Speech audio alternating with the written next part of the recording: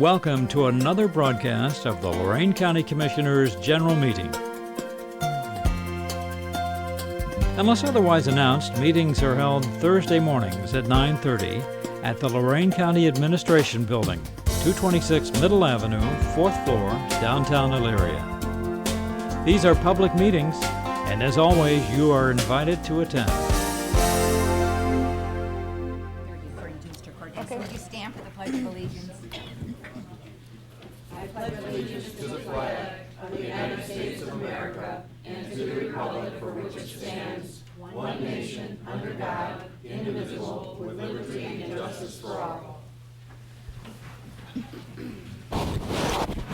Good morning and welcome to the December 11th meeting of Lorain County Board of Commissioners. Commissioner Kalo has the dog for today, and he's even taking dog biscuits with him.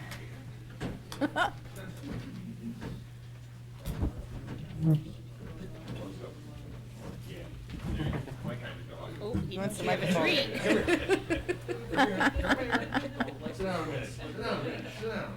Oh. Our featured dog this week is a Rottweiler mixed female. She was found on West 21st in Lorain, and she'll be available for adoption on Saturday after 3 o'clock. Great personality, a couple of years old.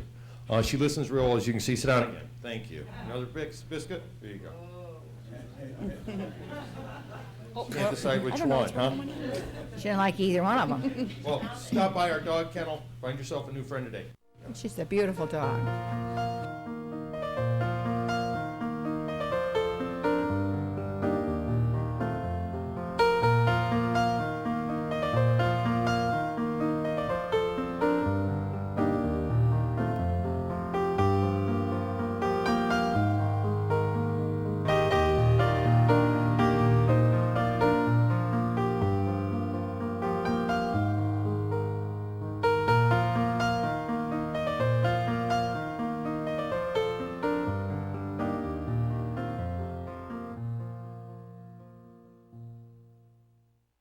A thought for today: two things are hard on the heart: running upstairs and running down people. Madam Clerk? We have a conformed boundary today. Petition map and legal description were received on November 25th from Overland Law Director Eric Sievers pursuant to Ohio Revised Code 503.07 to include recently annexed property and make the boundary of said Overland Townships identical with the corporate limits so to the municipality. Overland City Council passed the following ordinances which accepted the various annexation of certain properties. City of Overland Ordinance Number R0812 CMS adopted November 17th. Petition to conform boundary. City of Overland Number 0863 ACCMS adopted July 7th, accepted 2.7531 acres from Pittsfield Township to the City of Overland. November 26th, forwarded the engineer and auditor a letter for review. December 9th, the engineer reviewed the petition to conform and extend the current boundaries of Overland Township due to annexations of property from Pittsfield, and the map does show the proper boundary caused by said annexation. Mr. Mayor Sievers? Thank you, Madam Clerk. Morning. Morning. When that dog was in here was barking at everybody, I thought that maybe I had to use that podium, because if he was barking like that at your budget director and a sheriff's deputy, just think what the dog would do to a lawyer. Anyway. Well deserved, though, Eric. She has good taste.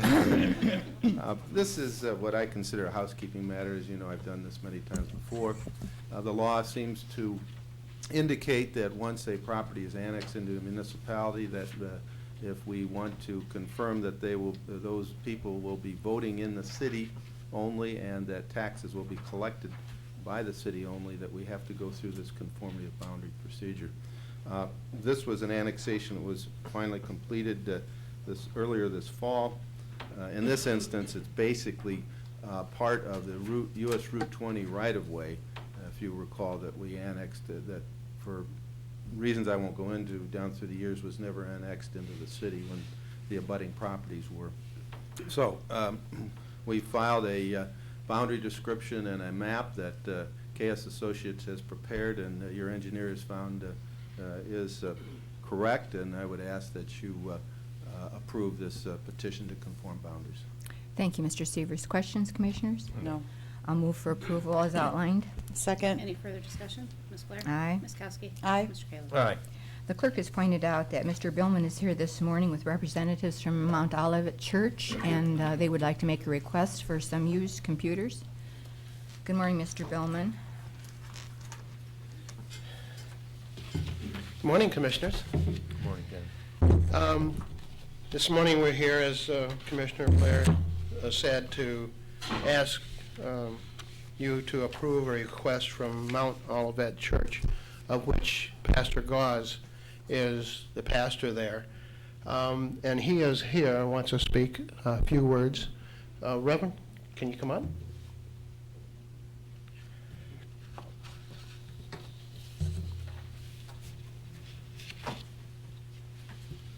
Good morning to the council and everyone. Good morning. My name is Pastor Joseph Gauze, the pastor of Mount Olivet Alliance Church, and we're requesting these computers because we want to use them to lift the standard of the children so they can be trained. We also have some plans for to help people with jobs. So many people are losing jobs. We want to help them in that area with the computers with jobs. Children and adults, children primarily. And all the paperwork's been done, and I would recommend that this request be granted. How many computers? 5. And they're all recycled? They're all refurbished, recycled computers, yes. Other questions? If not, I'll move for approval as requested. Second? Any further discussion? Ms. Blair? Aye. Ms. Kowski? Aye. Mr. Kayla? All right. Thank you, Pastor Gauze and Mr. Billman. Madam Clerk, would you go on with the regular order of business? Resolutions number 1, Job and Family Services bills. So moved. Second. Discussion. Ms. Blair? Aye. Mr. Kayla? Aye. Ms. Kowski? Aye. Investments. So moved. Second? Discussion. Ms. Blair? Aye. Ms. Kowski? Aye. Mr. Kayla? Aye. Appropriations. So moved. Second. Discussion. Ms. Blair? Aye. Mr. Kayla? Aye. Ms. Kowski? Aye. Transfers. So moved. Second? Discussion. Ms. Blair? Aye. Ms. Kowski? Aye. Mr. Kayla? Aye. No advances, no repayments, requisitions. So moved. Second? Discussion. Ms. Blair? Aye. Ms. Kowski? Aye. Mr. Kayla? Aye. Travel expenses. So moved. Second. Discussion. Ms. Blair? Aye. Mr. Kayla? Aye. Ms. Kowski? Aye. Bills. So moved. Second? Discussion. Ms. Blair? Aye. Ms. Kowski? Aye. Mr. Kayla? Aye. Under the Commissioners, authorize various personnel actions as indicated on the summary sheet for employees within jurisdiction of Lorain County Commissioners. Mr. Cortez. Thank you, Madam President. I do have a number of personnel issues to discuss, some being new hiring at Golden Acres, which is always a revolving door issue, and we have ongoing bargaining issues that I wish to discuss with you. So I would request an executive session at the conclusion of our regular board meeting to do so. Both topics are permissible under the Sunshine Law. Thank you. Approve and enter an MOU with Greater Cleveland Regional Transit Authority to provide transportation services to Lorain County residents beginning November 9, 2008 through November 8, 2009 at a cost of $62,000 annually. Governor Strickland has committed to provide funds to transit systems to lessen the impact of increasing fuel costs and support continuing public transportation service in the state of Ohio, and Lorain County will be the subrecipient of federal funds to provide such services. Authorize County Administrator to execute on behalf of the Board with prosecutors' approval as to form. Mr. Cortez, you know, I've had ongoing questions about this, so would you like to Commissioner, expand? I have tried to work on this without a lot of success. We've been really sidetracked with some larger issues. We now have a new transit director on board on a part-time basis, and one of the things I want him to do is work with RTA on either reducing this cost or trying to see if we can duplicate the service ourselves with current resources. We did this so that we didn't have interrupted service up in Avon Lake. I would request that we approve this, and that before we come back, we're going to make sure that we just do it for the quarter and we have a better solution by the end of the quarter. But we just didn't have the time to resolve the issues as fully as you wanted us to, or the resources. I think we have that now. This is not to be paid out of the general fund, That's correct. This is FTA money. and even so, I am very much opposed to this. It's only benefiting how many people? Did you figure like 13 or something? Ron, do you remember the figures that we went over? I don't recall. It's more than 13 people, but the ridership is not huge. But we did not have the ability to replace the service for those people. Most of those folks that are using this service are connecting with RTA to go to work. So it is for jobs. This is not convenient ridership over there. These folks definitely are commuting to their place of employment out of that area. And I thought that that was significant in our review of the service up there. Correct. In my discussions with the mayors up there and what it provides, it's already a service that was there, and we did receive the $600,000 that was reappropriated through Correct. ODOT. Is that through the direction of this, is where it was intended to be? Yes, we did. Okay. I don't know, Ron's smiling. No? Well, we received it, but we had to manipulate around a lot of different funding streams. We ultimately ended up using it for operations, but it was, if you remember, I gave you that list, and Right. Ron worked very diligently on that. There was a lot of gyrations to be able to use it for operating capital, but we did arrive at that point. Well, a lot of that had to do, though, because it was CMAQ funds and being redirected. I mean, there was a lot of red tape that we had to work through to fulfill the needs. So the 600 grand is there and expendable, but it had to be creatively used. Correct, Commissioner. Earlier, you said this was going to be done by the quarter, but this runs from November 9th, 2008 to November 8th, 2009, so that's a full year's allocation. Actually, we have a quarterly termination period. And to be honest with you, we did this MOU just so we would have some clarity, but if we were to call RTA tomorrow and tell them we're not paying it, they would stop the service. So I don't think there's too many repercussions, but there are some timeframes, and it is on a quarterly basis that we can cancel this. And I want to have our new director look at this pretty quickly.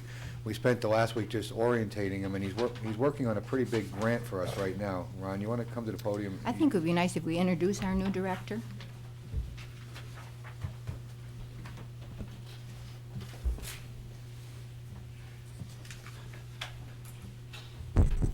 Good morning, Commissioners. It's my pleasure to introduce the consultant that we've hired to fill in while we're seeking a transit director. He comes to us with several years he's going to talk about with experience primarily with RTA, but his name is Rich Enty, so I introduce him to the board public. Good morning, Rich, and welcome. Morning. Just like to thank the commissioners and the administrator for allowing me to get back in the transit game. I think right now we know that Washington is finally looking at the cities in transit, and it's really refreshing to be part of this. So I look forward to working with you. Thank you. Thank you very much.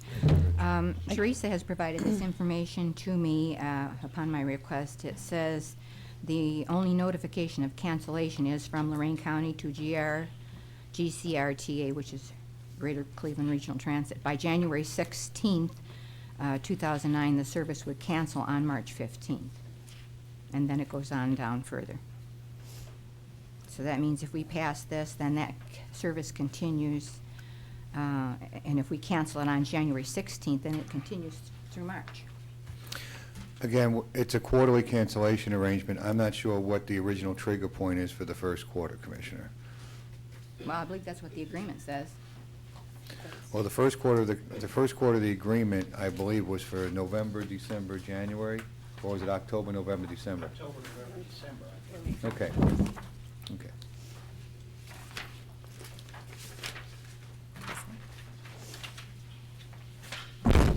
2008's allocation for transit was 500,000, but we've gone above and beyond that 500,000, have we not? Oh, we were actually 500,000 negative for the year, and we had discussed that during the summer, and we were fortunate enough to receive the assistance from the state for additional allocation. We needed about $490,000 to complete the year at budget, and we received a little bit over $600,000, so we ended up with a little extra money. It's never extra. We already had reduced services and staff, Right. but we were targeting about $500,000 in negative spend. And if that money doesn't come through this year, this 62,000 will be on top of the 500,000 that we're allocating for transit? Actually, it'll probably be more significant than that, Commissioner. We're right now working on the renewals for 2009. Our contract expires, and we've been trying to wrestle some savings from that, but with the increased inflationary costs, we're probably going to see about 11 or 12% increase in the expenses due to contractual obligations to provide these services. So I would say we would be looking at a negative spend probably in excess of $600,000 next year that has to be dealt with before the year is over. We have an automatic kicker and some fare increases, but they're very insignificant. Thankfully, the price of fuel has come down, but unfortunately, the price of providing the service that we're contracting for has gone up. Most of these service providers are trying to recapture the massive amount of losses they had in these contracts when fuel costs were so very, very high. So while we were stable through the fuel crisis, now we're paying the price for it because they're recapturing those costs.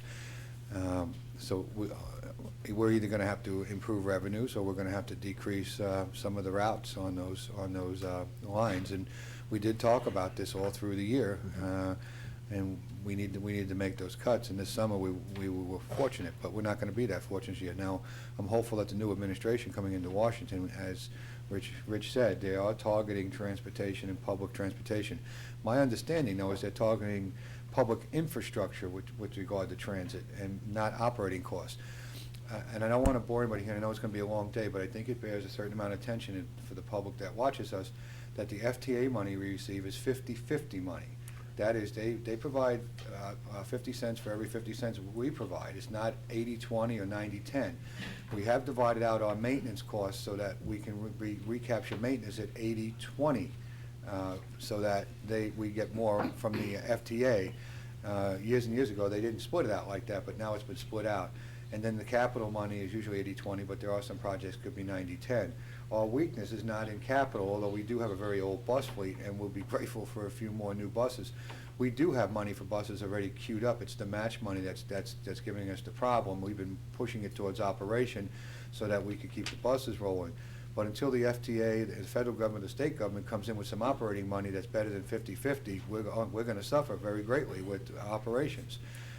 Everything I've read coming out of Washington did not indicate to me that they're going to give us operating capital. They'll give us brick and mortar, rolling stock, etc., but they haven't addressed the operating capital, and I hope that they eventually do, so that we can keep some of these transit systems running. The increased cost that we're going to bear is because our contract expired. We were very, very lucky this year. We had a contract that was locked in. Gas almost tripled since we locked in that contract, but the company came in 3 times and we refused to give them an increase in the contract, and they suffered greatly. Now it's their turn to come back to us.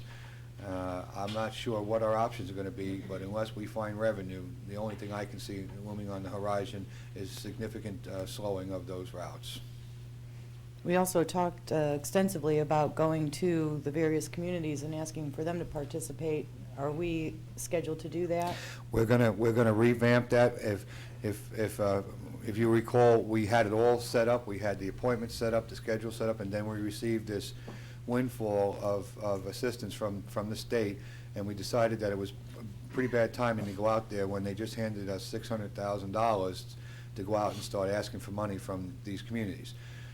I think that in January we need to be out there doing that. We're going to reschedule, reset, and after the first of the year, we'll have to go out and visit those entities before we need to make those cuts, because we will need to make those cuts sometime around April or early April, late April, to be able to effectively get the savings that we'll need to bring from the system. Nobody asked Avon or Avon Lake if they wanted to participate in the 62,000? I did. And? Yeah. I had met with the mayor and members from their council, and they said that they would take a look at that. Okay. I spoke with Dave Kaz and Mayor Zuber over there, and they said they'd take a look at it first of the year if we brought them a proposal. So. Right. And I've had ongoing dialogue with all of the mayors around the county. Most of them don't look towards it, but we have to include them in the process, and then we can make our decision for cuts after that. With respect to this particular issue, I think that the bus comes to a park and ride, does it not, and picks these people up? Actually, there's some routes, and there is a park and ride involved. There's 2 ways it goes. Well, they could go to a park and ride in Cuyahoga County and get picked up without the cost to us. Well, the problem is that people are doing the transfer at the Elyria point, who are then heading on to downtown Cleveland for education and work purposes. Commissioner, there is no park and ride in Elyria. I said they could go to Cuyahoga County and park. They don't necessarily drive, though. When they leave their home, they get on at the bus in Lorain or Elyria. How many people does this involve? I don't know the count on the people. You know what, we looked at this a while back. There is not significant ridership. And the way they count it, you count the rides, you know, there and back. There's a few hundred riderships that are involved, but the amount of people is not as significant because they ride it a couple times. All I can suggest is that these people that are taking this don't have, most of them don't have the option. They're being picked up. There is a route there. That it just doesn't go to the parking ride. They do route through Avon Lake. We before our transit director left, we were looking at trying to provide that service through our feeder system, which would have brought them to the park and ride, and then modify the transit, the route with RTA to have them just do the parking ride pickup. But she left while we were still working on that, and that stalled because we had greater issues with regard to the county appropriations that we were dealing with. Hey, Rich, you got the first quarter to work on that, okay? Thank you. I'd like to see a three-way split on this. County pays a third, Avon pays a third, and Avon Lake pays a third. The greatest benefit is being received by Avon Lake. We can talk to Avon. Most of this is in Avon Lake. The park and ride, though, lies, I believe, in Avon. Is that, maybe, Ron, am I jogging your memory? I The know, parking we've been ride's dealing right at with a lot Route of issues. 83. That new Yeah. road they put in there, that new, I think that touches Avon, but most of the ridership and the routing is coming through Avon Lake. I would suggest holding this until next week so we have a chance to contact the various mayors and find out how many people are actually benefiting. We have that data. In fact, Commissioner, while we're on break for executive session, I'll ask Ron to try to pull up the files, and we can chat a little bit more on it there. I know we have the data, I just don't have it at the front of my thinking right now to be able to recall it that quickly. Good, then we're going to hold this. Madam Clerk, move on, please. Under Community Development, Amendment Resolution 08651 adopted September 11th, awarding contract to Bax Roofing and Construction, the amount of $5,000 for Terry and Jennifer Weiss at 1633 School Street, Sheffield Township, to receive a grant for roof, chimney repair, and vent stack replacement. Said amendment is to reflect the company's name as Bax Roofing and Painting. All other provisions remain in effect. So moved. second. Discussion. Commissioners, I would ask that we hold this until next week. I asked some questions on why we didn't receive 3 quotes for each one of these. We only received 2 quotes, and why we couldn't find a roofing company in Lorain County to do this work. And I'm sure there's a very, very good answer for that, but I have not received it yet. And I didn't look at this until yesterday afternoon. I've been, again, busy with other significant matters, and I'm hopeful that the answer is laying in my office somewhere in an email this morning, but I just haven't gotten to it. Okay, which items are you asking to hold, the first 2? Or 12 and 13, because 11 was passed already. That's just a This is amending. amending to clarify the construction company's name.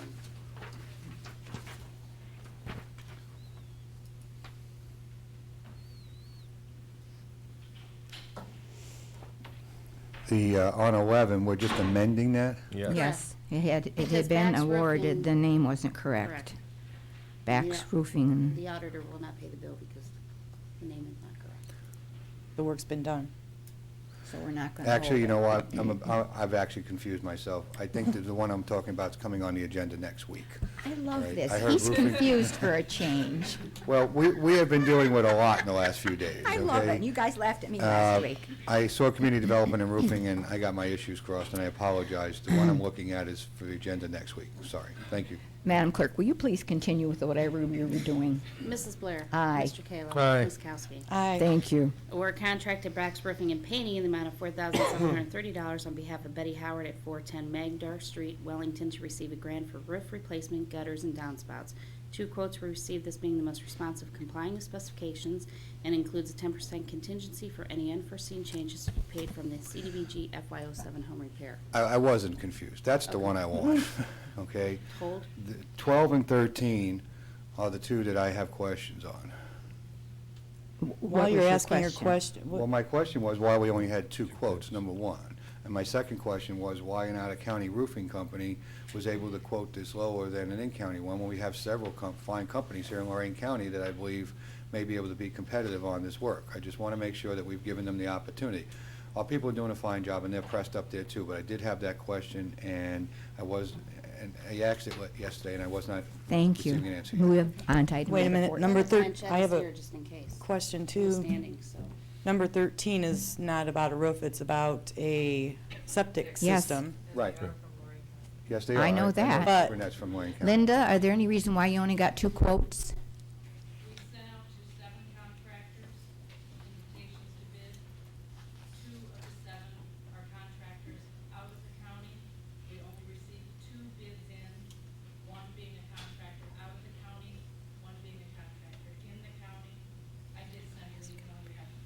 Yeah, as I said, I was sure you answered it, so I wasn't giving any negativity to what you were doing. The two that sent in the bids, the one in the county was $2,000 higher than the contractor out of the county. The bid was also over 10% of the RRS inspector's estimate, which knocks that bid out totally.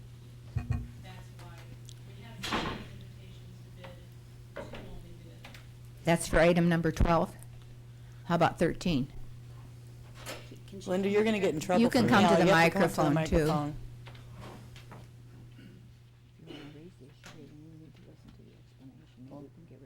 I'm fine with that. I just hadn't had a chance to get answers. There's nothing wrong with what they're doing. Well, I have a concern about number 13 also. Okay. You want to take them separately then? It doesn't matter. Okay. Well, she's explained item number 12. Is that to your satisfaction, Mr. Cortez? Her work has been very much to my satisfaction, so I don't want Linda to think differently. I still want to make more effort to get Lorain County companies to bid on this type of work and find out what the barrier is that they're not bidding. Well, she's Okay. had 7. We sent Only out 2 7 responded. invitations to bid. 5 were contractors within the county. Okay. 2 only bid. Could be the time of the year, could be they were too busy, could Right. be many reasons they didn't bid. Okay. Do the commissioners have questions on this item number 12? No. Not on 12, but stay there. Okay, do you want to act on 12 then? I'll move for approval. A second. Any further discussion? Ms. Blair? Aye. Ms. Kowski? Aye. Mr. Kayla? Aye. Okay. 13. 13, Do you want me to read it first? Yeah, Let go her ahead and read read it it. first so everybody knows what we're talking about. Award contract to Burnett Septic Service, Inc., LaGrange, in the amount of $1,044 on behalf of Timothy and Angela Ladd at 13240 Indian Hollow Road, Grafton, to receive a grant for a new aeration motor, sewage disposal system pumping and cleaning, a kinetic filter. 2 quotes were received, this being the most responsive, complying with specifications, which includes a 10% contingency for any unforeseen change orders to be paid from the CDBG FY07 home repair. Linda? we sent this out, 3 contractors were sent invitations to bid. In the septic area, we don't have as many contractors who do this work, who are certified to do this work. We received 2 bids in. The one that received the bid is the lowest. He is in LaGrange. I know that everybody that goes, applies for these grants has to be income eligible, Correct. but a $290,400 house is what we're looking at here. Correct. $1,000 grant, their taxes per half are $2,000. I just have a very hard time seeing these types of things come through when somebody has a house like that. I don't care if they're income eligible or not. So I'm going to vote no on this one.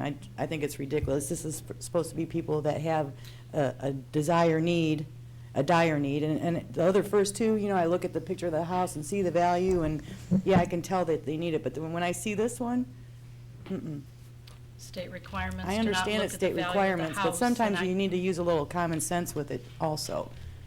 Linda, I think that, I realize it's not a qualifier with regard to this, but it is up to the board whether they provide the assistance or not, correct? Sure. So it's your decision. Even though the value of the house cannot be used as a determining factor, you have every right to decide not to do this and provide that assistance. Can we hold this a week then, take a look at all the information on the owner and such? Sure, sure, And will All you right. provide that additional information that you Please. have to us? definitely, Thank you. Thanks, Okay. Linda. sure. Under Job and Family, approve and enter agreements for child daycare services with licensed child care centers and licensed Type A child care homes for county fiscal year '09, which includes 57 centers, and authorize director to execute on behalf of the board with prosecutors for approval as to form. So moved. Second, Discussion. Ms. Blair? Aye. Ms. Kowski? Aye. Mr. Kayla? Aye. Authorized purchase of service agreement with Emerge Inc., Elaria, to provide internet service to the agency website for CY09 effective January 1st, 2009 through December 31st, 2009, at a value not to exceed $9,420, and authorized director to execute on behalf of the Board of Prosecutors' approval as to form. So moved. Second. Discussion. Ms. Blair? Aye. Mr. Kayla? Aye. Ms. Kowski? aye. Under Transit, approve and enter in a 3-year contract with First Transit, Inc., Cincinnati, Ohio, effective January 1st, 2009 through December 31st, 2011, with 2 one-year renewal options. 2 proposals were received, this being the most responsive complying with specifications. Mr. Cordez? We will let Rich tackle this one. Ron and I did look over the proposals, and then when Rich came on board, Ron and Rich went over them with more detailed analysis, and I believe he has comment for us. Yeah, thank you, Mr. Cordes. I'd like to preface my remarks by saying that this evaluation has been underway for obviously almost 2 months before I even got here. Both the former transit director as well as county staff have been evaluating these. I came in kind of as a fresh look. These were done independently, and we all came to the same agreement. It was a unanimous decision that First Transit was best able to provide the best services to Lorain County.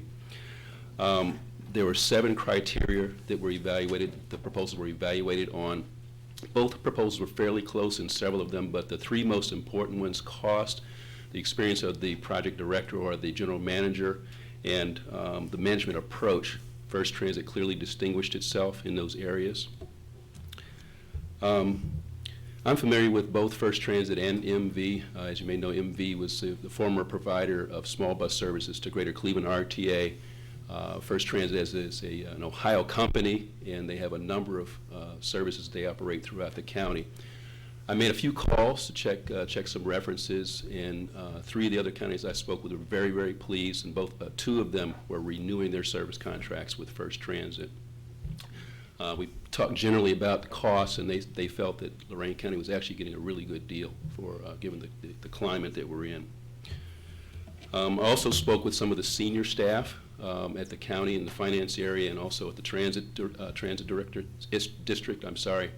These are folks who have a very good understanding of the history of when MV came in before First Transit, and then First Transit came in before SBS. They acknowledge that MV has done a very good job, particularly in the maintenance area, keeping the vehicles running. But again, drawing on their historical experience, they believe that First Transit, it's kind of time for them to come back in and take the transit system to the next level.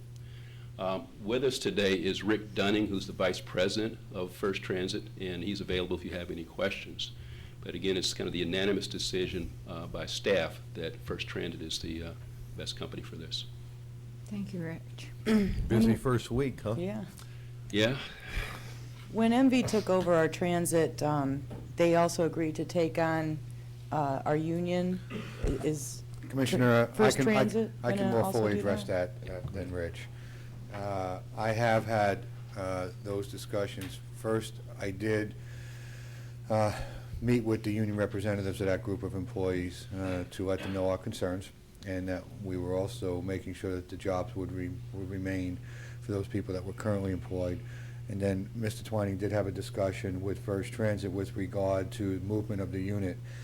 It should be fairly seamless for the bargaining unit and the employees. Last time when we went from First Transit to MVT, there were a couple minor changes in personnel, and there'll probably be a couple minor changes now. Structurally, they're a little bit different. But the vast bulk of the employees will come over, and the union will be recognized as the exclusive bargaining representatives of those employees. So we have already made sure that would occur. We'll tell you yesterday, though, we did get a call that was a bit distressing, indicating that at this point they did not want us to make this change to First Transit. And I had indicated to those folks that we had done everything we can to safeguard them, but we had a responsibility to make sure that we did our review and move forward with going to First Transit. There was some rubs because this particular representative organization also has other contracts with First Transit, and they're having difficulty in those other contracts, and I believe they were trying to use us as a spoiler with regard to leveraging in those other contracts, and I wouldn't permit that to occur on behalf of the county. We have done our best to safeguard those jobs, and I believe the assurances from First Transit are legitimate. But I don't want to go any further with them to get involved with their other business with First Transit. Is that accurate, Mr. Twining? Thank you. Other questions, commissioners? Thank you, Ms. You didn't make a Shante. motion yet. I was going to. Okay. If you had, I want to make sure your questions were answered first. Based on the recommendations given to us this morning, I move that we approve and enter into a 3-year contract with First Transit Incorporated as outlined in item number 16. Second. Any further discussion? Ms. Blair? Aye. Ms. Kowski? Aye. Mr. Kayla? Aye. Under the engineer, authorize posting of load limit signs that state weight limit reduction to 25% of various county roads for the thaw and moisture period in accordance with Ohio Revised Code 5577.07, effective February 1st, 2009 through May 1st, 2009. So moved. Second. Discussion. Ms. Blair? Aye. Mr. Kayla? Aye. Ms. Kowski? Aye. Proceed with the force account for normal and general maintenance and repair during the year 2009 on county roads for the safety of the traveling public. So moved. Second. Discussion. Ms. Blair? Aye. Ms. Kowski? Aye. Mr. Kayla? Aye. Certify the annual county highway system mileage in accordance with Ohio Revised Code, Section 4501.04 for 2008. Mileage for 2007 was 269.48 miles. So moved. Second. Discussion. Ms. Blair? Aye. Mr. Kayla? Aye. Ms. Kowski? Aye. Approve and enter a contract with Arcadius in the amount of $600,000 to provide engineering services for the reconstruction of Lorain Road from Lorain Road to Center Ridge Road in North Ridgeville. Authorize the engineer to execute on behalf of the prosecutor's approval as to form and to pay from the professional services account. So moved. Second. Discussion. Ms. Blair? Aye. Ms. Kowski? Aye. Mr. Kayla? Aye. Under Prosecutor Treasurer, accept and journalize the DRETAC appropriation and expenditure report is submitted by Lorain County Treasurer and Lorain County Prosecutor pursuant to the Ohio Revised Code 321.261 for the year 2008. Revenue generated for 2008 was $738,624,067, and 2009 estimate of anticipated revenue will be approximately $697,000. So moved. Second. Discussion. Ms. Blair? Aye. Mr. Kayla? Aye. Ms. Kowski? Aye. Mr. Cortez, County Administrator? I have no additional comments this morning, thank you. Mr. Ennis, Assistant County Prosecutor? I have no report this morning either, Commissioners. Commissioners report. I'll pass. I think we have a busy, Yeah, myself too. I'd rather go forward with discussion about the budget. Commissioner Blair? Likewise. We do have, well, go ahead, clerk. Board correspondence. I move the reading be waived. second. Discussion. Ms. Blair? Aye. Ms. Kowski? Aye. Mr. Kayla? Aye. Okay, Public we're- comment. public comment. Is the recorder here? Would you come to the microphone, Judy?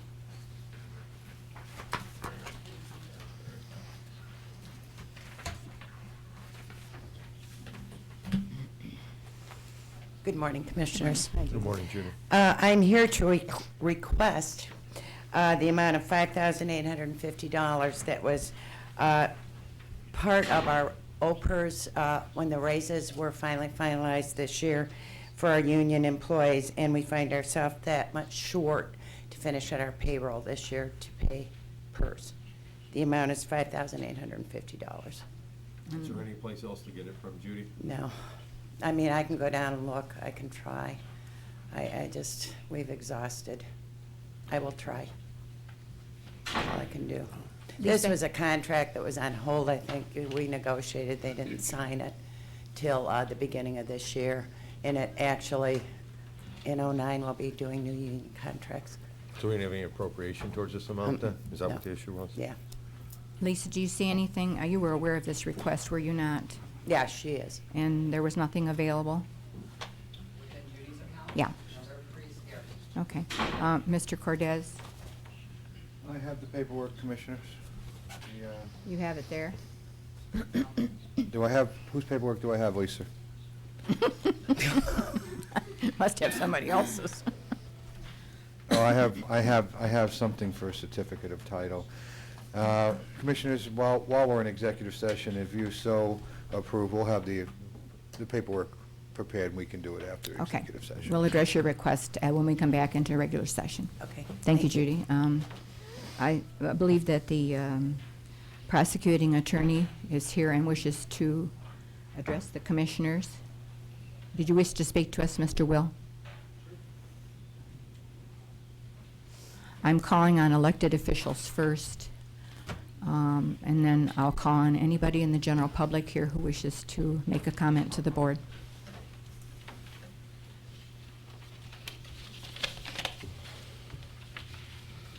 Good morning, Dennis. Good morning. We received notification last week on the budgets, and we got that on Friday afternoon, and we immediately started working on it. Obviously, it created some immediate problems to deal with. One is that the payroll had already started that we would have to address in this payroll period. So we couldn't do much about that, but we have enacted what our responses are to the budget beginning the pay period starting on December 22nd. You may have read in the paper, what we have done since we are required to make immediate action is we have reduced the number of hours that our employees are going to work with a corresponding reduction of 15% cuts in pay. That, along with some other things that we have done to the budget, will allow us to meet the criteria that you have given us for the first quarter, and we're beginning to engage in that process. We met with our employees yesterday and explained that to them. Obviously, one of the issues that I brought to your attention, Mr. Kalo, is the issue about the time frame that you're required to work in order to comply with the hospitalization to be continue to be covered. We will await your response on that. In addition to that, Can I address that before you continue, Dennis, so the board, because I did give sort of a heads up.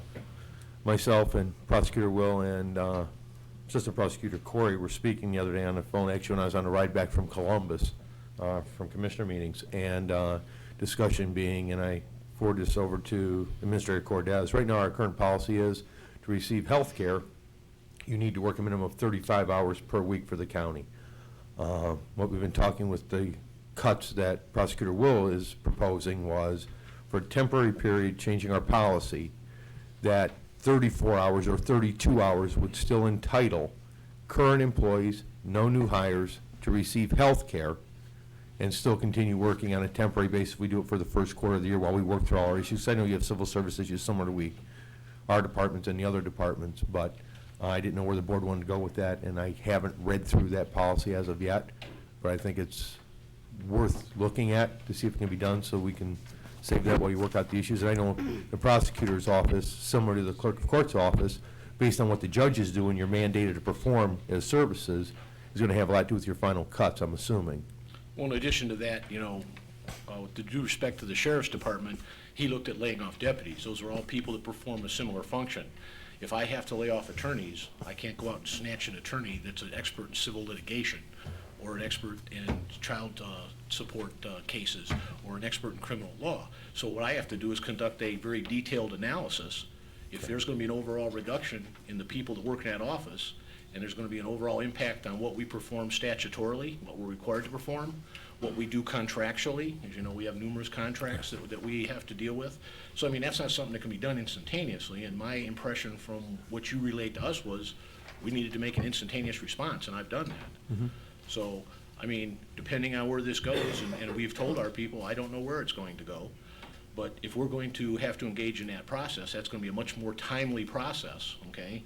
And this is what we did to respond immediately to you to come into compliance with the budget you've given us. I appreciate you guys. I think everybody's working hard. I've had a lot of discussions with the other elected officials on plans they're trying to implement and get done to get to that first quarter budget, because it is given on a quarterly budget for salary and PRS, so.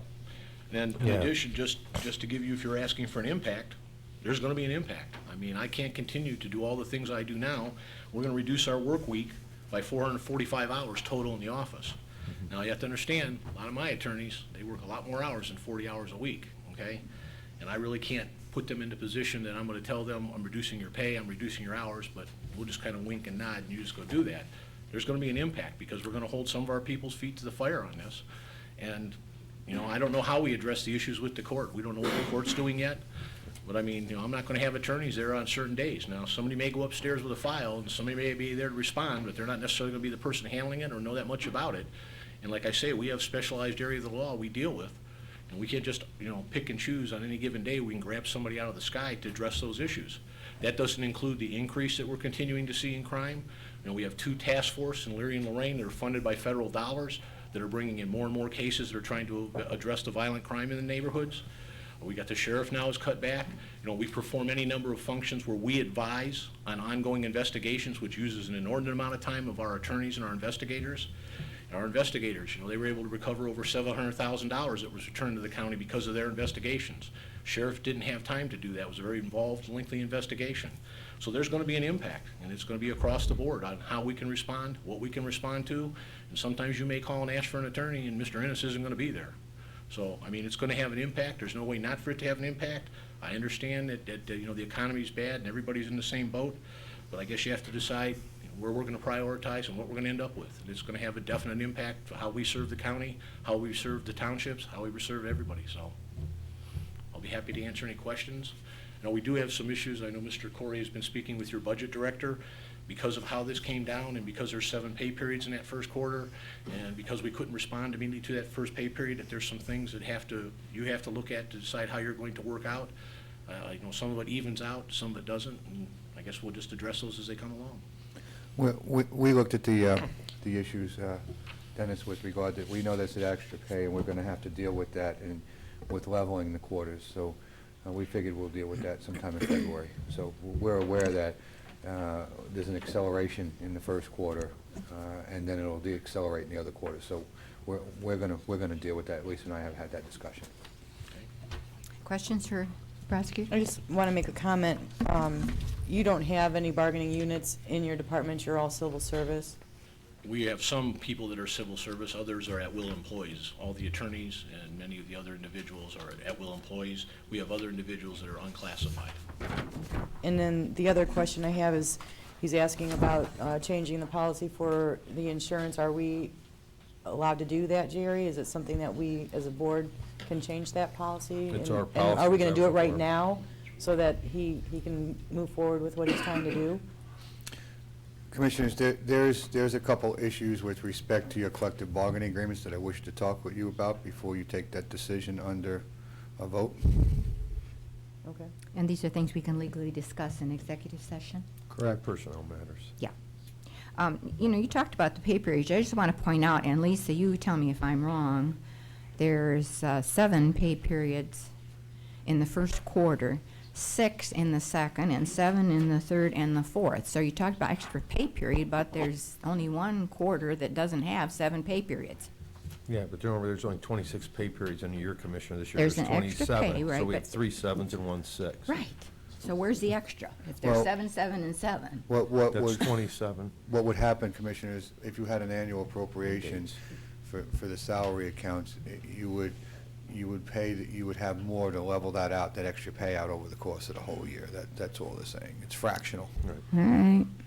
And I guess I just have one more comment just for the board. I'm glad that you didn't have to lay anybody off and were able to do this with just taking salary reductions, but now that's going to add more cost to our health insurance premiums, is it not? I mean, that Yes, was part of the Yes. savings that we were anticipating with layoffs was the amount less that we were going to pay for health care. Commissioner, you know, I don't mean to be contrary to anybody's position how they deal with this, so I hope that it's not taken that way, but we did anticipate savings in other areas, significant savings that will evaporate. It's if for an employee right now on the family plan on county insurance, we're paying around $13,000, maybe a little more than that because we had some increases this year.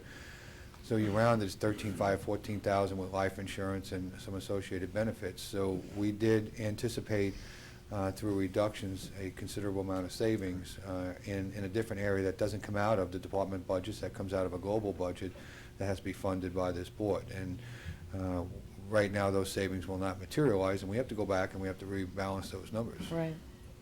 May I be heard on that? I understand that, but you also have to understand that we received this on Friday, and what you told me was, here's your budget. Right. It's quarterly. Figure You out did how a you're going great to do job. it. Nobody said anything about No, hospitalization. no, no, that's not your issue, that's our issue. Okay, You well, did but- exactly, I mean, you Okay, well, I want to make outstanding sure what you because, did. you know, when that was raised, and I've heard that from other people, what I don't know about, I can't even begin to I address. understand, no, this has nothing to, I'm not, it's not a reflection on what But you've we're tried to here do. to help you learn about it, Dennis. All you ever wanted to know and then some. I was on the healthcare committee when I worked for the city of Elyria. I know a lot about healthcare, so. All you wanted to And know I and then understand it's an some. expensive proposition. I understand what you're trying to do, but I can't react to things that No, no, that I'm not I didn't asking take you into to, I was consideration. actually just addressing it to the board, not to you, and you did a fine job. This is an open discussion. Anything else? Mr. Corey, do you have anything? Thank you, Mr. Prosecutor. I didn't want Betty to be disappointed. Good morning, Mr. Corey. Try to stay awake, Betty. Always try to understand, Betty, you took my place. Yeah, it's awfully hard. Aren't you jealous? Oh, yeah, I wish I was doing what you're doing for the last 18 years. That's what I want to do. Yeah, but I can grow a full beard, you ain't got a half a one. Yeah, I know. Anyway, what I'm doing from our office's perspective, and I'm assuming you want me to continue this, is I'm corresponding relative to how we're approaching the issues, what the result is economically directly with Lisa. And I'm assuming that's what you would like me to continue doing. I believe so. And the last correspondence, I don't even know if Lisa's even received it yet, was just dated yesterday. And what it details is what our salary budget would look like through the 7 pay periods. You'll note we were not able to react to the January 2nd pay. We reacted to the rest of them, which means that if we remained as we are, we would have about a $65,000 shortfall for the quarter, 44 of which we would recapture in the second quarter.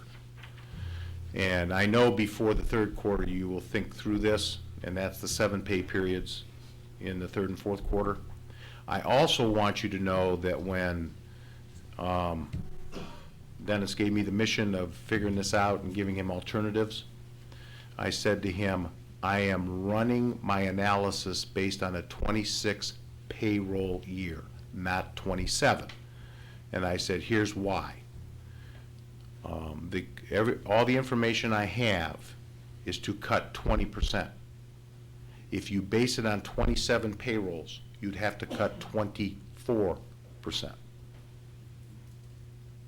So, I'm asking at some point, not today, for that clarification, because that's what I have done. Now, why do I say 27? Well, you take our salary budget from last year, which is based on 26 payrolls, you deduct 20%, that's what we did receive.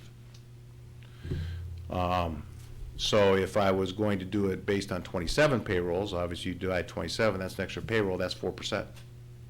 I would have to cut 23 or 24%. And I'm just, anybody who's looking at their overall budget has the same issue, don't misunderstand. We're not unique to this. So at some point, if there's some clarification, we'll need that. Okay? Questions? Anybody have any questions of me? Thank you, Mr. Corey. Okay, thank you. George. Thanks, Dennis. Other elected officials who are here and wish to speak? I don't see anybody jumping up. Judy. You want to talk again, Judy? You want to talk about this year now, this coming year? That was about last year, huh? Good morning again. We started looking at our figures last Friday. I was in Columbus when I got the phone call about this. Our reduction at this point is 1 part-time and 3 full-time employees. It's hard to do this, to tell people that they're laid off. I respect the commissioners, letting us know what our budget is, and we will deal with it. For cuts in our office, I have to say, we are housing, we are deeds, we are mortgages, and it just is not happening. And, I sit and I look at the news, and when is it going to recover? And you can listen to one person, and, it's going to be 6 months and a year. So I do respect what's happening in my office. The one thing that I am going to do as of Monday, I have a website out there that is very useful to everybody with the information. We go back to, I think, about 88 right now. I'm going to turn that website off. That is a luxury that I have offered probably the world. It makes it easy. So, if I can generate a little more revenue in my office by turning that off, I don't have a lot of options. I can't stand on a corner and say, come on in, and, so I'm going to try to help that way, and I'm going to look at how much we're going to collect in the copy money now. Certified copies they have to come into. So, when I did that, times were good. It was a service, and on my platform, I'm about customer service, and I think we all are. But that's something I'm going to do to try to generate a little bit more income. What do you think For your the fees are county. down this year, Judy? I'm sorry. What percentage are you down in fees collected this year? 25% from last year. Wow. And that's a lot, you know, and I know it reflect, I was here, you know, when I worked in the transfer office and things, you couldn't keep up with it. And now, you know, even though I'm not up there, times are tough. And I just wanted to say I respect what you're doing, trying to work with our budget. Kind of wanted to hear what you had to say on the 32 hours. My employees that I have, a lot are single moms, and they're raising kids, and I think all of us are in that same boat that have employees like that. So my comment is I respect what you're doing. I will live within what you're doing and try to generate a little bit more income. It's not going to be a lot, but that's about the only thing I have to offer. Thank you, Judy. Thank you very Judy. much. Is there any other county elected official who would like to address the board? Or county administrators of court or anything? Doug, I see you sitting back there smiling. I'm not elected official. Right. I was waiting until I was recognized.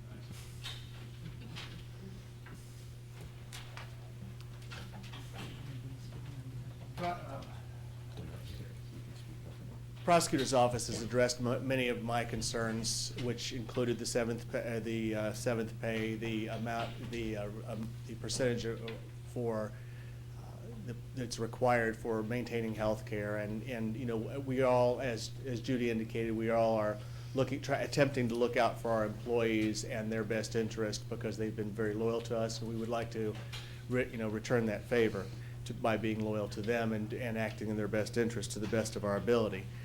Having said that, we also have to look at the realities of the amounts that we're having to cut, and we're having to look at, you know, because of the variety and complexity of our funding streams and the variety of our employees and the types of employees that we have, it's taken us a little longer. We were able to do a few things immediately, and we're still in the process of doing a large number of other things and considering other actions, which obviously would include closing facilities, laying people off, et cetera. Those will not be done as quickly as perhaps what we would have liked, but due to the nature of the actions, we want to make sure that, you know, this is done correctly and with anticipating this to be a long process. We are not anticipating that, you know, that there will be a quick fix to this, that the county will suddenly turn around and you'll have tons of money to provide the departments. So we're attempting to do these things. I did want to just sort of reiterate Judy's comment about the single moms. We have a number of those. We have the single dads. We're obviously concerned about those people, and we're concerned about all the things, all the impacts that it's going to have by closing this. We're going to be meeting with the chiefs of police next week to discuss the reductions that we're having, and I'll be looking forward to some of the answers to the questions that you're going to generate, hopefully sooner than later, in terms of the kinds of cuts that we can do as far as and how that would impact on collective bargaining agreements and those kind of things, because that will also impact on the things that we can legitimately do. And as you're aware, we have, you know, a fourth of our workforce is under a collective bargaining agreement, and so they will, you know, that's another issue that we'll have to contend with. But I just wanted the commissioners to be aware that we are making every effort to do what we can do, and we will make every effort to comply with the mandates in terms of the budgeted allocation that you've given us. Thank you, Doug. Question? How's that going so far, Doug? I mean, are we going to be able to see any significant savings based on that budget number? I mean, with what you got, I know your process is long, just like the prosecutors, and what are we looking like? Well, I know, you know, we've already, you know, we've in the process just of, as soon as we received your information, we immediately obviously froze hiring. We're anticipating, you know, about $220,000, you know, savings on not hiring the people that were, the positions that were vacant at that time. We're looking at reducing the numbers at the detention home, and as I've discussed on numerous occasions, when the numbers go down, other costs go down, those monies can be transferred into salary accounts. If we're able to transfer certain personnel into non-general fund accounts, then you would receive the benefit of the reduction, some reduction in your benefit costs, because that, of necessity, if they're not in general fund, those benefit costs are picked up by the alternative funding stream. So there are things already in the works, but I also recognize there's more coming. And it's not just for our department, it's for everybody. Thank you, Doug. Thank you, Doug. Thank you. I don't believe the sheriff is here. Captain Brazendez, are you to speak on behalf of the sheriff? I'm sure there's some other deputies here who have some comments they'd like to offer.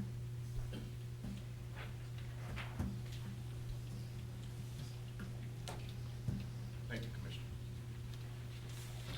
Good morning, Commissioners, members of the board. As the question was asked by Commissioner Kukowski, what have we done? And we've done the same things. We're in the same boat as the other departments here in the county. But we are unique, obviously. With all due respect to all the other departments, sometimes they can shut down at 4 o'clock or 5 o'clock. Sometimes they can reduce by 8 hours and reschedule. Unfortunately, in law enforcement, you can't do that. I can't not shut the phones off at 5 o'clock and say, hey, can you call me at 8 o'clock tomorrow morning? Maybe we'll get somebody out there. So when we received the budget, as Sheriff's Committee did last Friday, we also looked at it. And our biggest impact, obviously, was salaries. As you read in the paper, the sheriff went over his budget again, and went over his budget a third time. We've been in open discussions with the Deputies Association, and unfortunately, as we all read, they took the biggest hit. 12 officers, 12 full-time officers. And I'm sure you're going to hear some comments from them. As far as what we did administratively, we've discussed all non-bargaining unit members immediately take a pay freeze. We will not receive anything in addition in 2009. That was something we readily accepted. At the Sheriff's Office, we have 5 contracts, 5 collective bargaining contracts. There's a lot of contracts. They don't sometimes mesh very well, but we have to look at each and every one of them. We are discussing, and sometimes it's popular, sometimes it's not popular, the support car program. It's a big ticket item. We will take action with that. We've discussed, and again, open discussions with the Deputies Association that we are all on the same page. Our command staff, the sheriff has talked to us, and we will do what we need to do in conjunction with the deputies in any reductions or any concessions that they may discuss or may accept. Again, we're in the same boat, and we will live within our budget. Again, we understand this is something that the commissioners did not want to do. This is something that no elected official wanted to accept. But again, we will live within our means. Thank you. Thank you, Captain Resendez. Anyone else who would like to comment from the Sheriff's Department? Any other official? Dominic?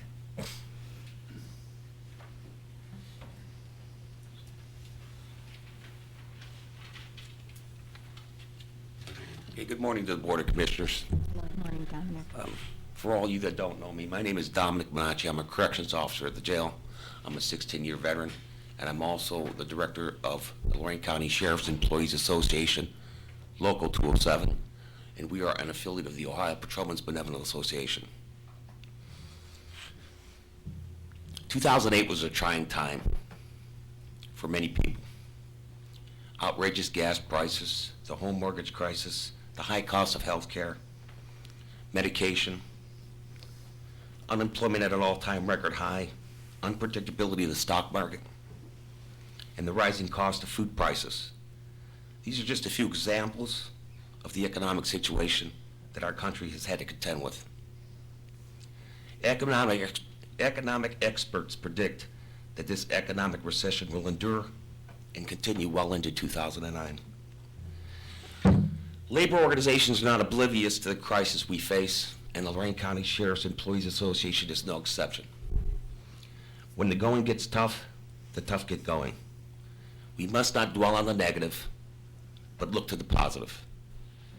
Every dark cloud has a silver lining. Our members had been affected in our civil office and in our records office at the Murray Ridge Road location. Our typist ones are receiving notices of layoffs. Their title as typist ones really don't give them justification for their job duties. Their job duties entail a lot more than just typists. In the Murray Ridge Road office, they're required to handle all the carry concealed weapon permits and do background checks on citizens that wish to carry a concealed weapon. They also have to register sexual predators, which is growing. In our civil office, the secretaries are required to handle all the paperwork and litigation involving the home foreclosures, which is at an all-time high. And the paperwork and the sheriff's sales in that division are extremely heavy right now. I want the commissioners to take into account that when you see the label of a typist, and these men and women in that division earn a very minimal salary, their duties entail much more than just typists. I mean, it's no secret we represent the corrections officers. We do not represent the deputies that are present here.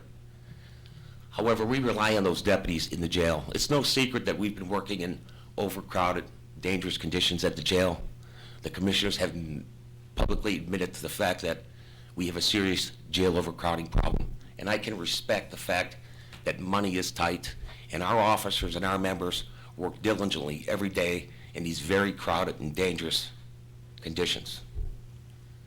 Sometimes some of the ratios, I know within our 5 West pod, that cell block, you have 1 corrections officer at sometimes to 100 inmates. We deal with some very serious offenders in this county. We rely on these deputies, although not part of our bargaining unit. We rely on them to provide mutual aid to us should a riot or serious situation occur at the jail. They are our first responders. Depending on the severity of the situation, the road patrol units will respond first, and depending upon the severity, whether or not the sheriff would choose to involve the Ohio State Patrol or call out for the SWAT team to intervene and assist us in containing criminals within this building. You know, back in 1993, I hired in in the sheriff's office as a corrections officer. As I said, I'm a 16-year veteran. Sheriff Mahoney was sheriff at the time when I hired in. And my mother gave me this pen, and I brought this pen with me today. And on this pen, and anyone that is in this room, and I know law enforcement professionals will recognize that on this pen is St. Michael the Archangel. St. Michael is the patron saint of police officers. Those deputies are our St. Michaels in the jail. We need them. We need them not only to provide road patrol and safety to the townships, but we also need them as our first responder should something happen in the jail, so none of our members or none of the inmates that are housed there are injured or an escape occurs. We're talking life-saving. We also rely on these deputies to provide transportation to follow life care during medical emergencies. You know, that golden hour when there's a life-threatening emergency, and we're all trained in CPR and first aid, is very important. Every minute counts. We have to have a road patrol unit come in prior to expediting a person to the hospital to follow life care to provide security. They also have to provide security at the hospital of a resident who has experienced life-saving conditions. So I ask the Board of Commissioners to take into consideration, with all due respect to all the county officials here and the department heads, please don't take our St. Michael away. We need those deputies for mutual aid. Thank you. Thank you, Dominic. Thank you, Dominic. Mr. Knoll.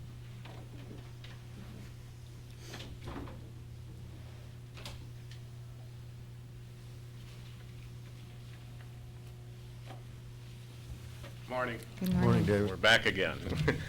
My name's Dave Noah. I'm the Executive Advisor to the Lorain County Deputies Association.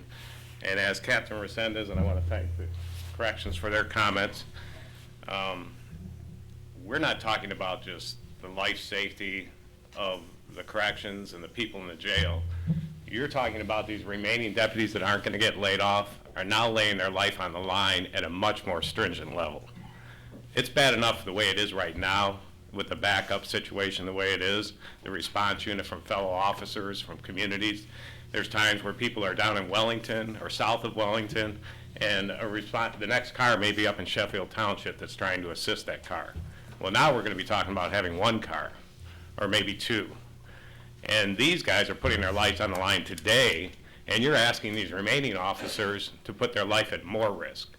And I don't think that's fair to the communities.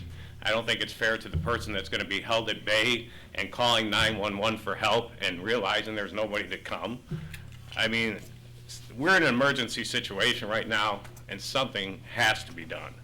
I don't know what the commissioner's plans are. I've heard different things in the paper. I read with quite a bit of dismay from a comment by Commissioner Blair that this has been going on or been known about for 4 years. If we just went through negotiations, when I asked the representative of Howard Heffelfinger and Associates, there was nothing said about any problems. We could have negotiated a different contract had we known there was this coming. But we were told nothing about it. There was no knowledge of it. And I do have a couple questions for the commissioners, or for Mr. Cortez.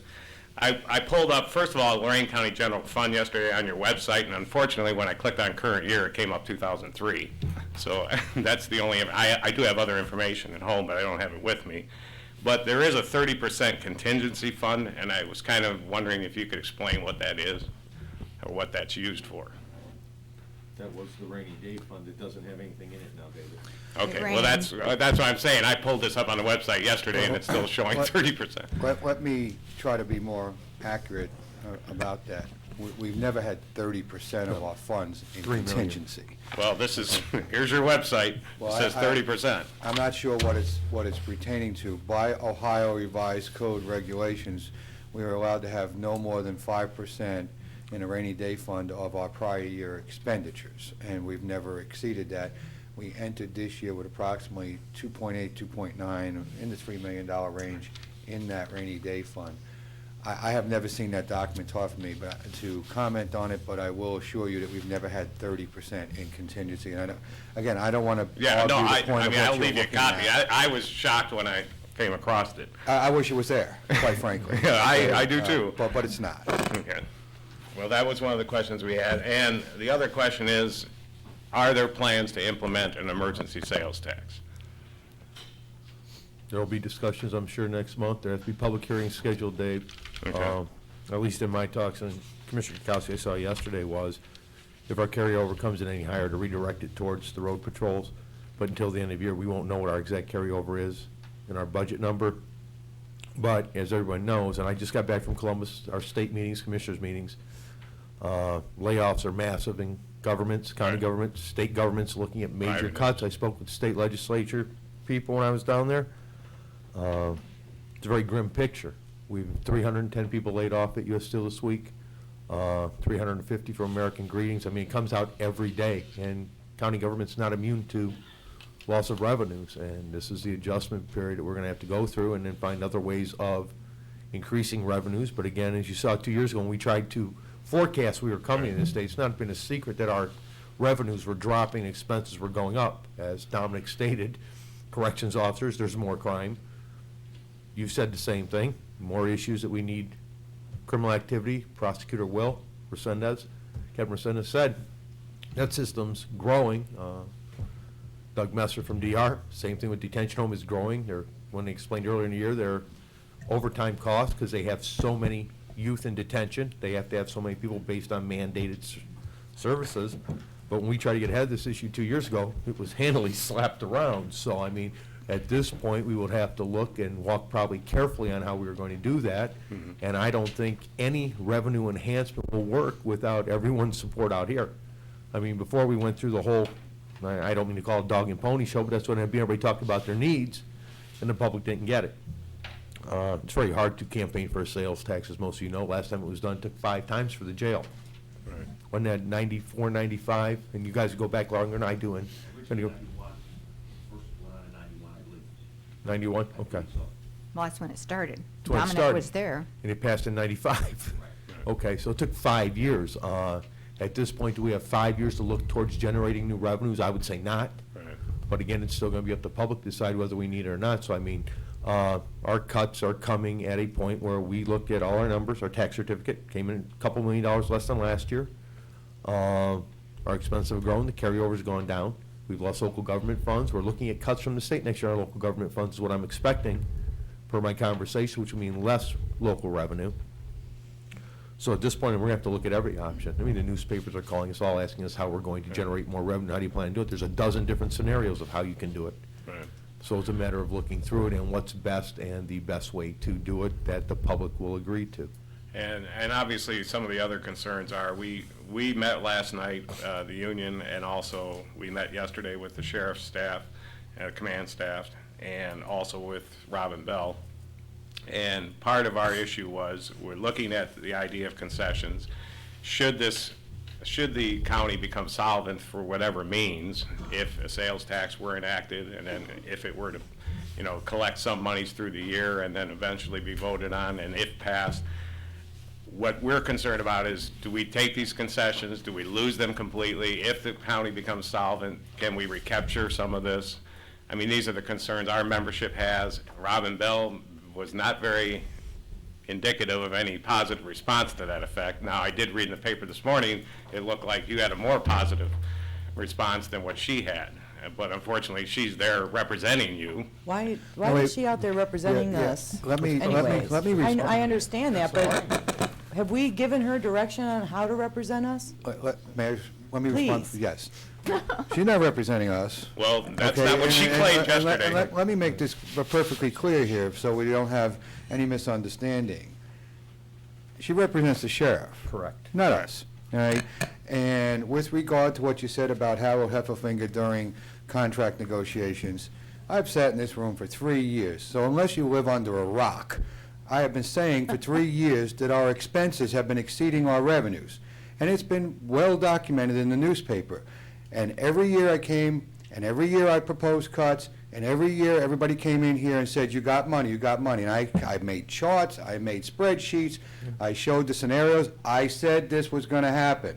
I told everybody this was gonna happen, and it was gonna be dire if we didn't start dealing with it 3 or 4 years ago. Well, you and I met. Okay, so the information has been out there, so nobody should walk up to this podium and go, oh my God, I'm so surprised.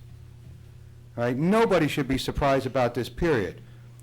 Devastated by it, yes. Do people losing their jobs? Empathetic, sympathetic, yes. But surprised, no. We have been dealing with this too long. Had we absorbed some cuts over the last 3 years, it wouldn't be this desperate. I realize there's critical services need to be provided. But when there's no money, no matter how critical it is.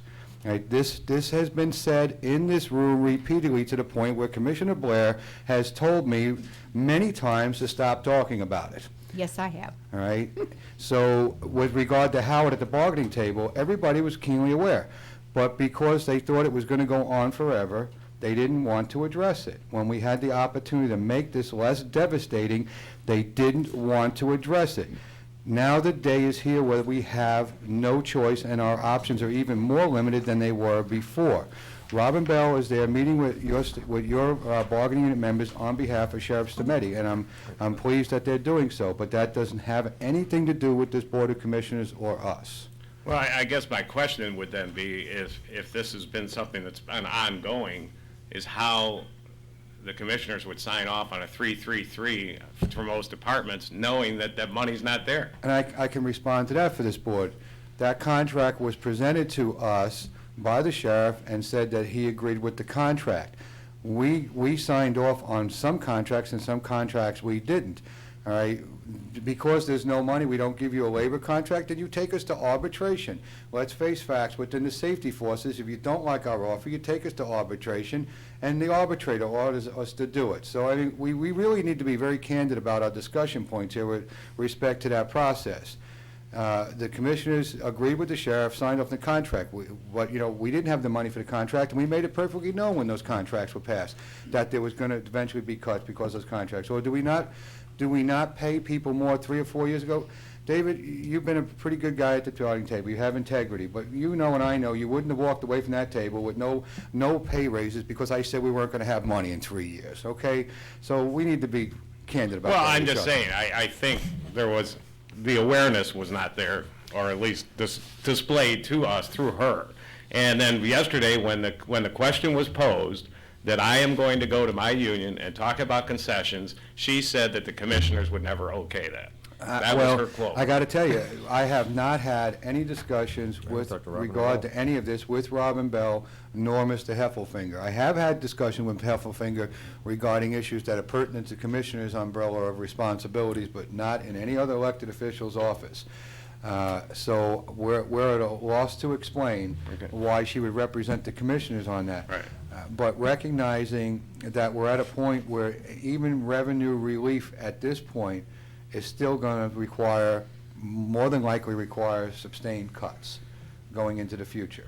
So I guess my question is, because I still have to present this to the membership, and I don't know, is that something we should meet with the commissioners on to discuss? Your duly elected official is the sheriff. Your appointing official is the sheriff, and the sheriff should be discussing that with the administration over here. We should not be direct bargaining with you at all, and that's an unfair labor practice, and we both know that. Right. Well, I'm not talking about bargaining, but what I'm saying is, well, that's if we bargaining. take The contract, David, is still negotiating. Right. It has to go through Sheriff's Committee's Right. office. And I think we're all willing to look at a proposal if the sheriff brings it up here to see if it makes fiscal sense. Yeah, because or I have not. to take this back to them. We have to Right. make a vote. If we're going to try and save any of these And 12 if jobs. there's a or- proposal that they want to make, it can have a time limit on it, too. It Well, doesn't have to this is the option we're looking at, go like a forever. 6-month or. Well, yes, and there can be, so, Any- you know, work it anything- out. Anything that's worked out that I would give a general operating parameter under, I would suggest, has to take into account full absorption cost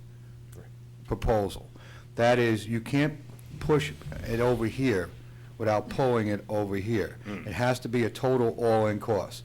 Because it saves the sheriff in certain line items, doesn't mean that we can afford it in other line items that we pay for over here. So it has to be an all-in dollar savings with all elements taken into consideration for complete dollar cost analysis. Okay. Well, these are questions I had. Before you sit down, while we're being candid, did you tell the membership last night that you tried to contact me yesterday and I didn't return your phone call? No, I told them that I had contacted Lori, or not Lori, not Lori, Sherry. But then I knew you were at the party. I left Sherry a message. You did? Yeah. Sherry's right there. She's shaking her head no. Did you change your cell phone number? Well, Cell phone? Oh, she said at the office. no, I left it on your cell phone. Okay. I wasn't at any party anyways. Oh, okay. Well, somebody said there was a party. There was a last party, night. but I didn't attend. Okay.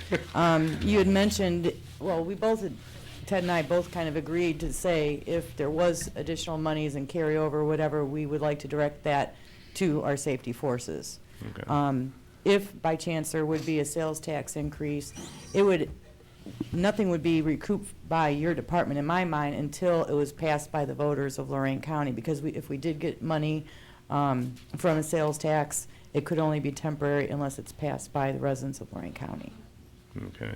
Now, but you would be able to start collecting on it if it was done in an emergency measure. The earliest scenario on an emergency measure would not generate any additional revenues to the county until approximately July, and those are early steps. That would be the earliest we would see revenue. The problem with that is, if we did do that as an emergency, we started collecting, and the revenue came in, we couldn't be certain that the taxpayers were going to approve a tax increase to generate additional revenue.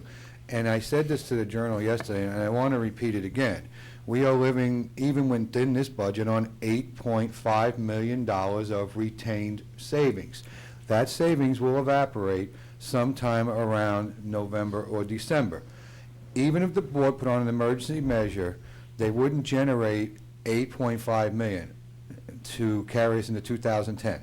So we need to look at 2010, not just 2009, because if we have to make $8.5 million more of cuts going into 2010, all these discussions here don't matter, all right? Look at what we're going through now, and we only tried to cut around $7 million out of this budget. Just think what's going to happen if we have to cut another 8.5 million going into 2010.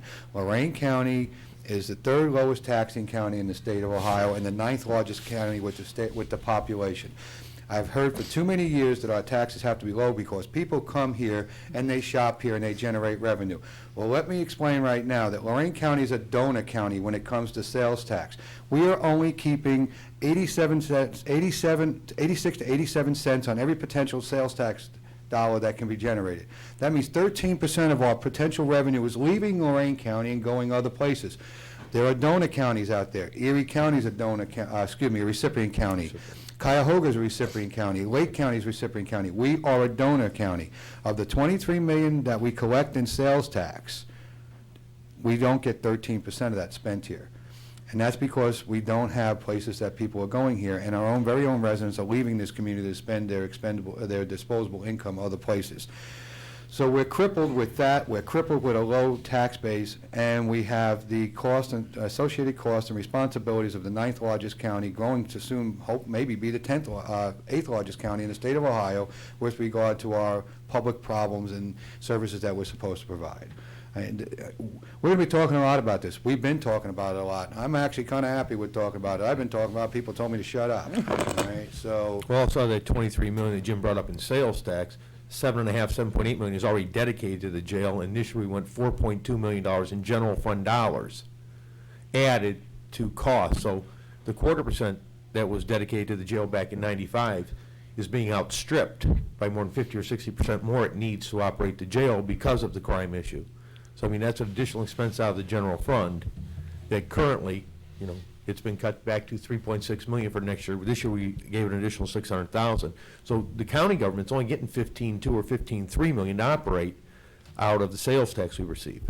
And I was down at the County Administrators Association earlier this week, and I talked to my peers down there, and almost exclusively every county has the full piggyback tax enacted in their communities. Huron County does. I spoke to Commissioner Gary Bauer from Huron County and Northeast County Commissioners Association, which we meet on Tuesdays prior to our sessions, and everyone I met with had higher sales tax in all smaller counties than ours. Now, the other question I would have is how much money is actually paid to Heffelfinger and Associates for the services they provide the county? Well, can I respond on behalf of the board? Yeah, because I don't know those numbers exactly. We don't have an HR department. We disbanded the HR department several years ago for a cost reduction under the commissions. We used to have 5 people working over there. We have no people working over there. So they act on behalf of the county, and most of the county departments don't have HR departments either, right? So we found that to be very cost-effective to have a consulting firm that's universally recognized by all the elected officials and accepted by all the elected officials to do that kind of work for them. Vastly more cost efficient than having HR people in all these various elected officials' offices. But what is the amount that's spent? You can make a public document request and find out. I don't have that at the top of my head, but I wanted to make it clear why we have them. Because I know, I mean, it seems to me that there's a lot of wasted funds there negotiating when you could negotiate directly with the sheriff. I could say that about union reps standing out there negotiating that they're wasting your union member dues on the reps. Somebody's got to do the work. Okay, we really don't want to have that debate right now, do we? Well, it's just, I'm looking at ways to save money. Yeah, we have 21 bargaining units. Have the union members not pay as much dues to pay for the reps then to do the negotiating? Reduce their bargaining dues, okay, and you can save them some money.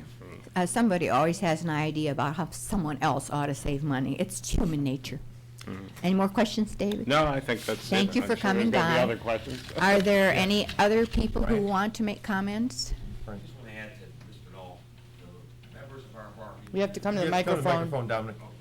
You come around the meeting room.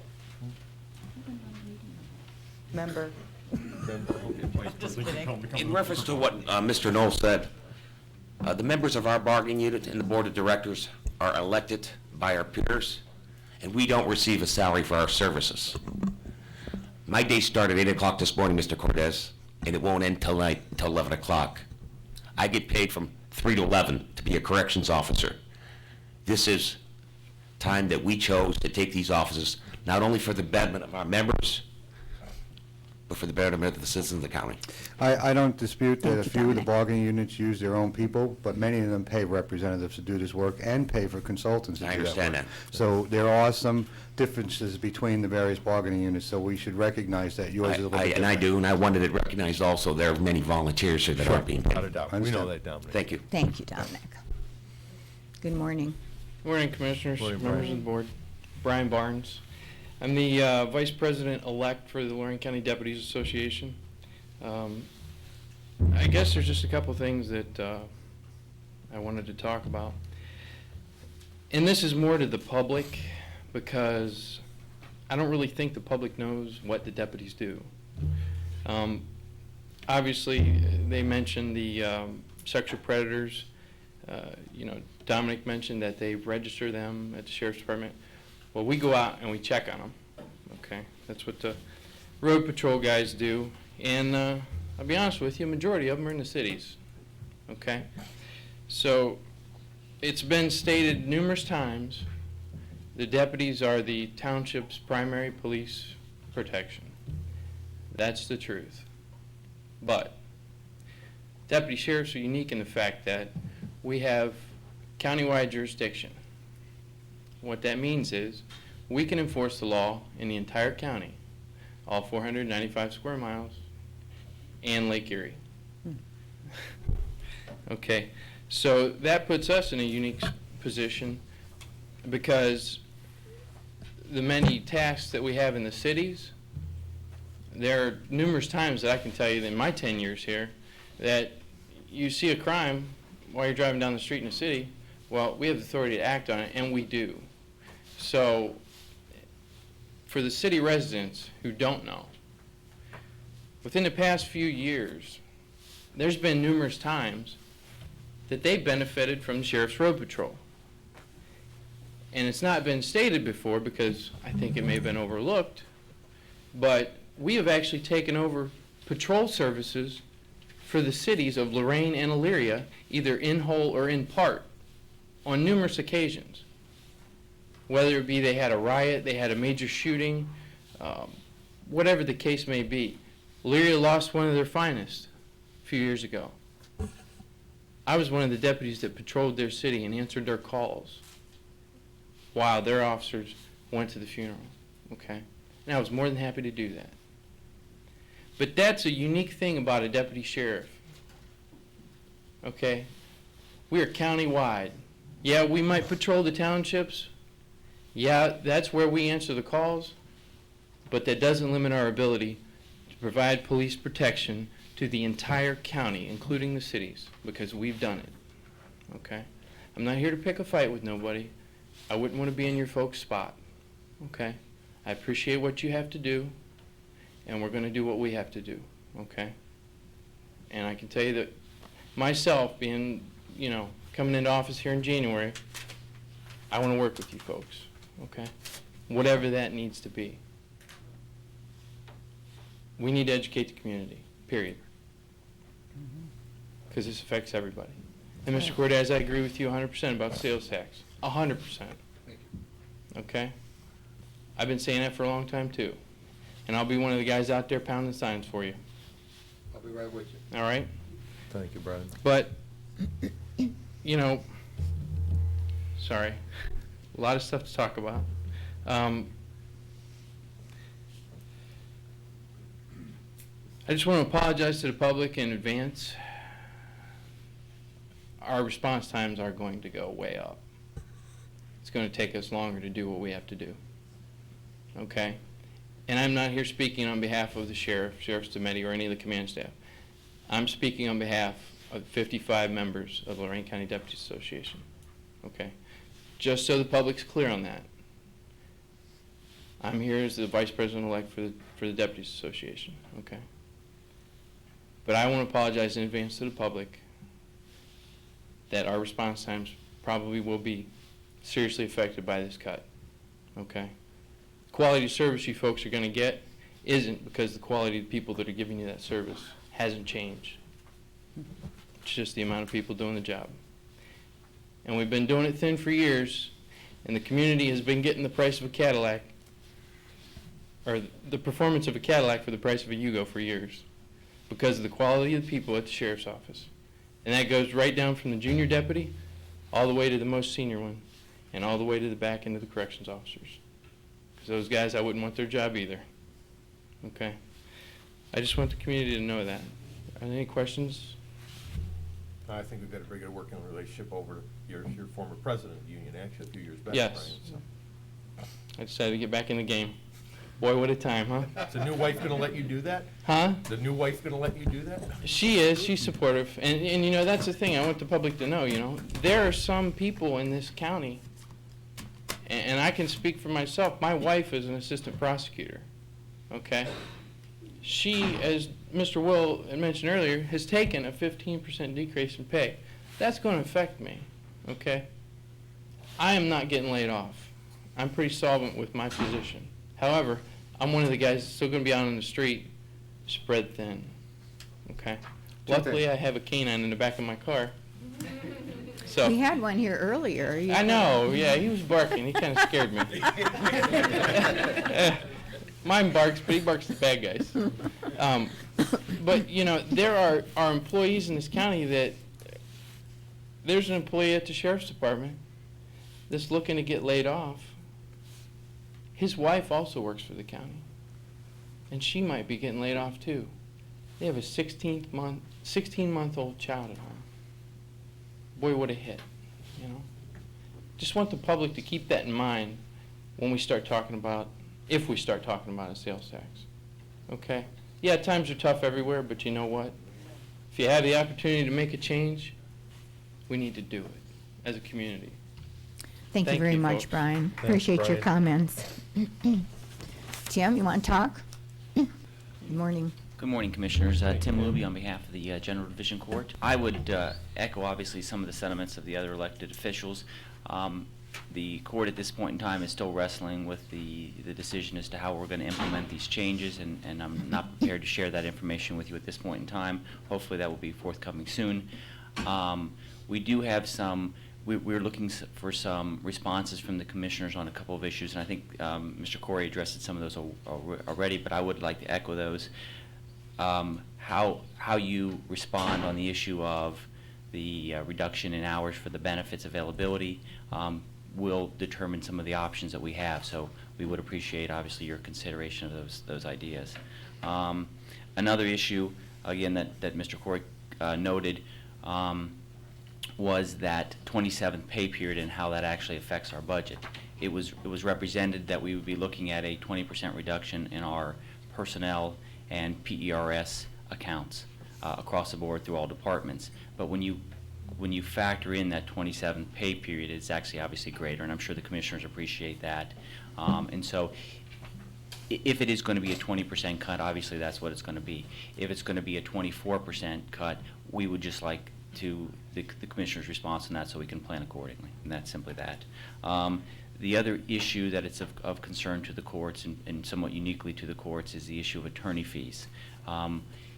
In the past, the commissioners have supplemented that account as we've gone along, and there's been very just direct communication between the court and your budget director on those issues, and it's flowed pretty freely. One of our concerns, obviously, as we go into 2009, is to whether or not that's going to occur again. According to Lisa, and obviously she would have concerns as she can make representations, but those would not necessarily be binding on the board. She's indicated that there perhaps may be some reserve funds set aside other than what we were initially allocated in the attorney fees. One of the things that the court would obviously like clarification and from the board would be whether or not those funds will actually be available into the year. Well, it's a difficult, may I, with respect to this, it's a difficult situation because we're obligated to pay those fees. It's Sure. one of those state partnerships that's gone into, We own it. yeah, us No owning it. partnership anymore. I think we're still hovering around 25, 26% Yeah. reimbursement from the state when they're supposed to be reimbursing us for 50%. I know we all know that, but I'm never going to pass an opportunity up this year to keep stating some of the things for the public's attention. We have to pay those fees. So regardless of where we find the money, my understanding is it's not optional, it's a requirement by law to pay those fees. I think we've set aside an adequate amount of money. Will it get a little bit desperate towards the end of the year? It could. That's one of those forecasts that we try to make, and we try to get close. Used to be when we had, significant carryover, we wasn't as difficult because we had margin for error. I think, Lisa, we put a few pennies in the bank for an expansion of that need. Did we not? Would you please? Yes. Do you remember, do you recall that we put $450,000 set aside for that? Yeah, just, I think estimate-wise, right now in our budget, and again, I'm just going off the top of my Right. head, it was like, we were allocated like 600,000, so 450,000 will get us close to what we spent last year in Right. 08. We're almost 1.1 million out of Yeah. that account. Why don't you repeat that figure again, how much that's gone up, and let people know? Yeah, and I'm very concerned as we go into '09. We have a number of capital cases obviously pending. Those are very expensive.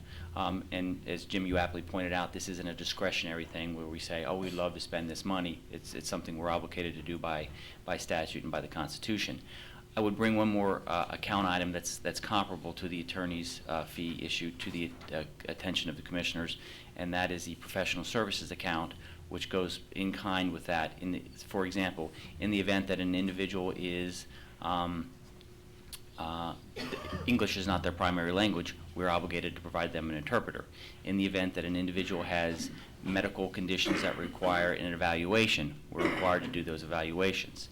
Not discretionary, required by law. For example, we were allocated in that account for the year 2009, $2,400. We spent approximately $31,000 out of that account. I would, again, just to bring it to the commissioner's Yeah. attention. Most of the professional services have been frozen, so we're going to have to try to squeeze some additional resources from them. So we're going to be monitoring that throughout the year. There's a lot of global contracts. I know people look at, the county government, they think it's pretty simple, but there's a complex web of relationships within certain accounting that we all use, and there's a lot of globalization of certain costs that aren't actually reflected in the individual departments' budgets. We have some of those with domestic, and I work with Doug on those and a few in yours, and I work with you on that, and many, many other contracts that cover a lot of elected officials' office. We're trying to maintain as many of those, but every one of them is going to be microanalyzed And I appreciate to bring that. out as much savings as possible. And I'm not asking for I know you're obviously not. commitment now. I just wanted to make the commissioners aware. Those things factor into our considerations and our decision. And obviously, as you're looking into the budget, you're making projections on things that are not necessarily there now. But I just wanted to make you guys aware of that at this point in time. Thank you. Anyone else wishing to address the board? Thanks, Tim. Thank you, Tim. I'd just like to comment that the Lorain County Community Alliance has sent letters to all of the townships referring to the $3.5 million reduction that the county took about 3 years ago from their local government funds that was then redistributed to all the political subdivisions, and asking them if they might consider a proportionate contribution to pay for the road patrol that each of them receives in their township. The total township population is 55,558, and if they were to contribute, say, $10 per capita, that would equate to about $555,580. The letter noted that some of the townships already participate with the sheriff, and asked if they would like to meet to discuss this. So I just wanted to note that we had in fact sent that letter out suggesting that this might be one way to enhance the sheriff's budget for road patrol. Anyone else? Barry Taylor, Carlisle Township trustee. Good morning, Commissioners. Good morning, Barry. I'm glad you brought that letter up because I got that email yesterday. Thank you. Just, commissioners know the townships are in about the same situation. We have let a young lady go from our zoning in October. We let a gentleman go from our road department in October. Our fire chief retired back in June, and we have not replaced him because of budget. So we're trying to do our best within our budget, and we've got it down. And I think, $10 per capita, that's about $78,000 for Carlisle Township. Because you're the largest township. We're the largest, but we're trying to do our best. And I guess, that might be a starting point, and I think that, we would be willing to do something. But just so you know, we are trying. We have cut staff, and we have not hired anybody, and we've cut other places, so we feel your pain. Thank you very much for your comments, for your attendance, and for your interest. I appreciate that. Anyone else? Ms. Pleben?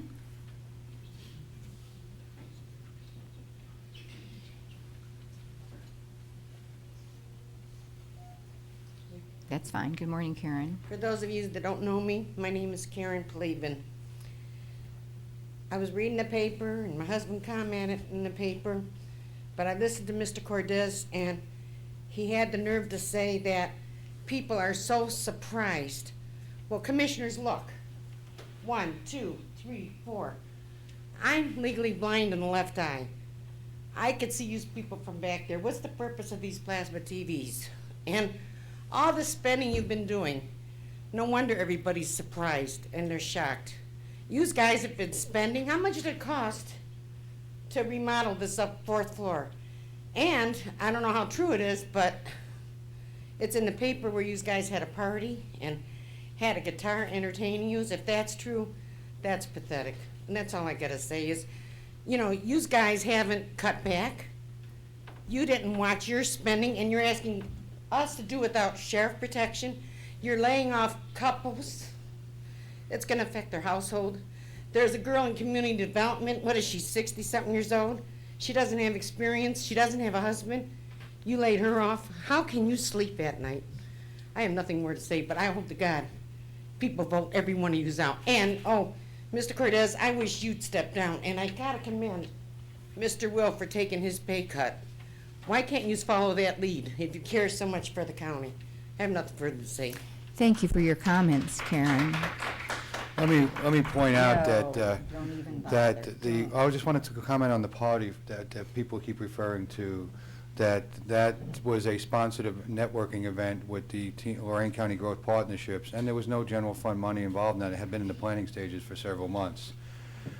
So the sponsorships that were taking care of that was what paid for that. It wasn't paid for with the general fund. And you're done, Karen. You're not no, you're done, Karen. You've commented. You've had You your want me chance. to be done, that's why. Please sit down. Thank you very much. Is there anyone else who'd like to speak? I move we go into executive session for the purposes outlined by the county administrator. Second. Ms. Blair?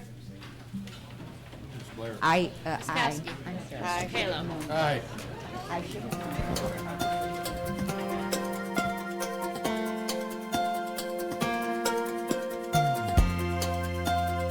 Unless otherwise announced, meetings are held Thursday mornings at 9:30 at the Lorain County Administration Building, 226 Middle Avenue, 4th floor, downtown Elyria. These are public meetings, and as always, you are invited to attend.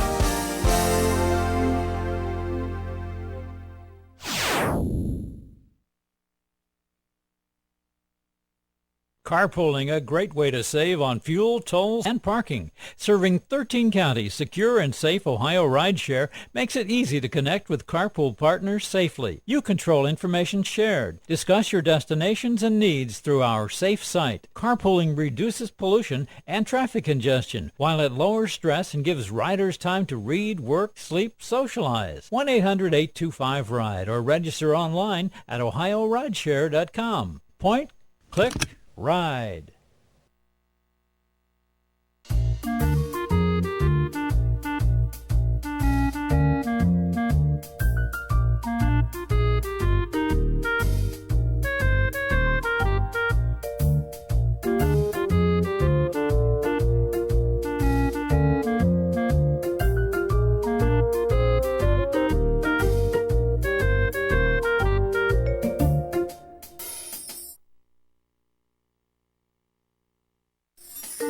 Hey, how you doing there? Here, have a treat, okay? No one can deny the loving devotion we get from our dogs, and I think we all agree we get back more love than we give them.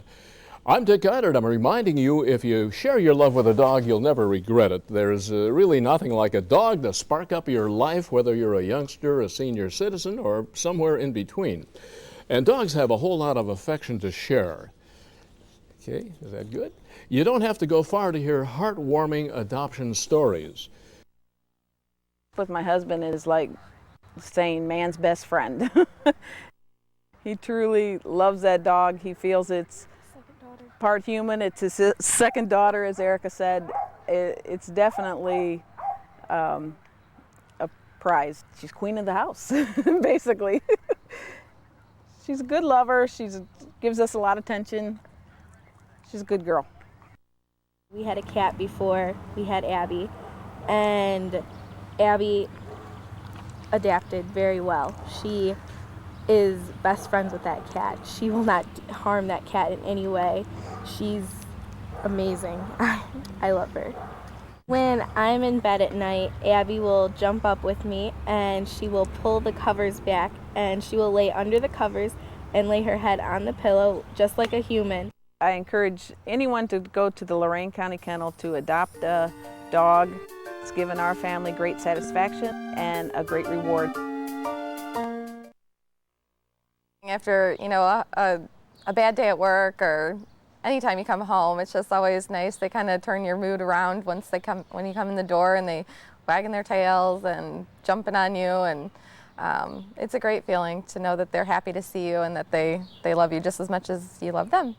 She is good with our other dog. She's good with people. She likes attention, and she likes to cuddle up with you. It's funny when Lily, when you kind of discipline her sometimes when she does something bad, or she always seems to roll on her back and put her paws in the air and just look up at you with a sad look. So it's kind of hard to even get mad at her when she does something like that. So we kind of laugh at that. And it's always amusing when she does get a spurt of energy and want to run around, and we're always like, oh my gosh, Lily's going to play now.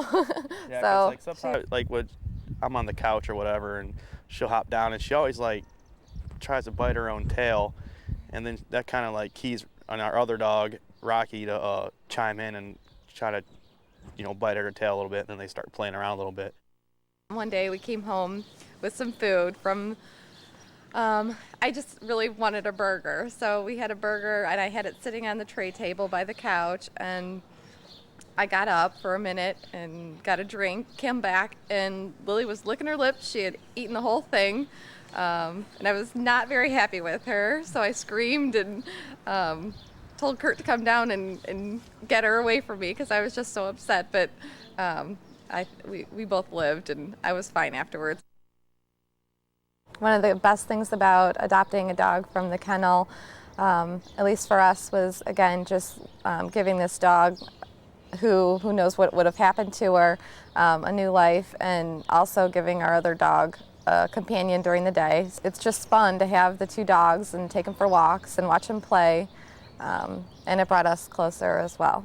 You know, it just makes you feel better as a person that, you know, you're giving a dog a better chance to live a life.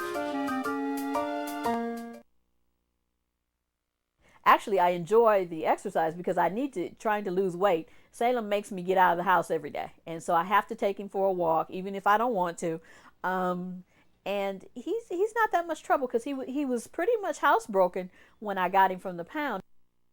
I really like the older pet because Salem was kind of, whoever had him before, they really kind of housebroke him, so I didn't really have to go through the potty training deal. I just had to let him out and find a place for him to go. And I think older pets, especially for people who don't have children, are kind of good because Salem, he's real playful, but he gets tired and he lays down and he doesn't want to be bothered, and that's fine with me. So he's not always wanting to play, you know, because puppies have a lot of energy. And Salem has quite a bit of energy, but sometimes he just lays on his pillow and he's like, don't bother me, I won't bother you. And sometimes when he wants to play, and that's okay. I got Salem at the Lorain County Dog Pound. I found him on the internet, actually. They had his picture on the internet, And so I called, and he was still there. And so I immediately went over and looked at him. We went outside and played, and he jumped in the car and wouldn't get out, and there we were. So we were on our way home. So it was love at first sight. He's a very good companion. I can always depend on him to be here and greet me with, open arms when I come in the door. He's very protective of me, and he lets me know when anyone is outside or in the driveway. So I feel safe with Salem. Even though he's a small dog, he gives me a safe feeling just in my own home. If I'm having a bad day sometimes and I'm just not in a real good mood, he'll come up and snuggle up to me like, "Hey, Mom, it's okay." I think other people should adopt a pet, and even an older dog. The Lorain County Pound has so many wonderful dogs. All you have to do is go over there and look. I mean, even now, I still go on the website and I tell Salem, "Don't you want a little brother or sister?" Because they have all these little cute dogs over there, and they all need good homes. And if you're looking to adopt a pet, I suggest you try the Lorain County Dog Pound first. I mean, you pay for the license and just a nominal fee, and you got a great dog and a great companion and somebody that's going to be in your life for the rest of your life, and they'll love you no matter what. Hello, my fellow commissioners and I are here at the Lorain County Dog Kennel on Hadaway Street, just south of Elyria City Discount, Value City.